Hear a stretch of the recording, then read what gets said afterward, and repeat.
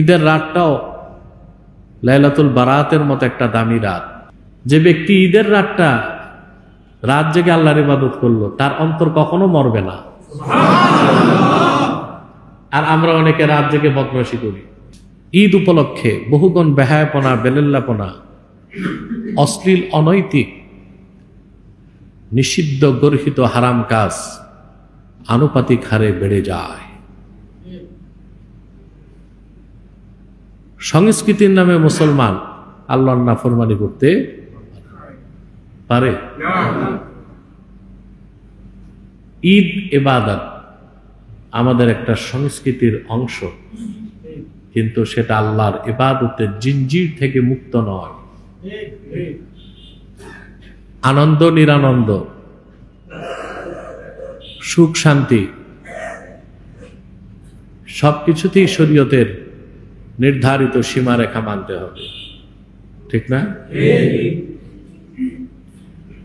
ঈদ উপলক্ষে দেখা যায় বিভিন্ন জায়গায় রাতব্যাপী ডিজে পার্টি হয়,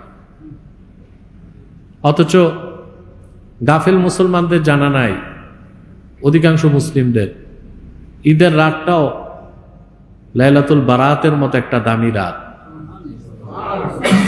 রাসূল করিম সাল্লাল্লাহু আলাইহি ওয়াসাল্লাম ইরশাদ করেছেন, যে ব্যক্তি ঈদের রাত জেগে আল্লাহর ইবাদত করলো, তার অন্তর কখনো মরবে না।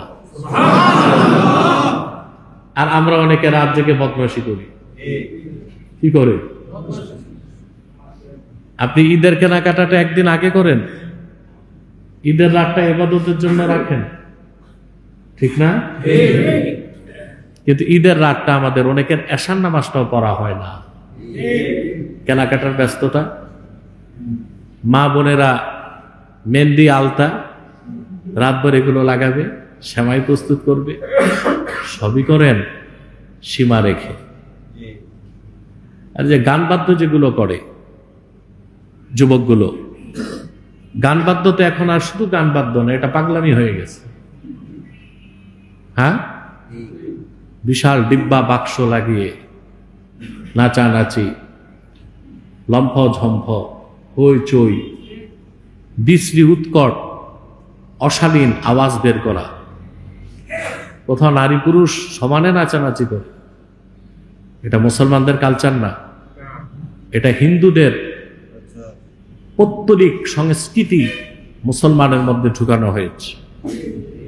মুসলমানের মধ্যে না, মুসলমানের সমাজে ঢুকাবার চেষ্টা হয়েছে। এগুলো আমাদের বাদ দিতে হবে। 1 মাস ব্যাপী রোজা রেখে রোজা যেতে না যেতেই যদি আবার চরম গুনাহের কাজে লিপ্ত হন, তা আপনি 1 মাস সিয়াম সাধনা করে সফল হয়েছেন বলে মনে করার কোনো কারণ নেই।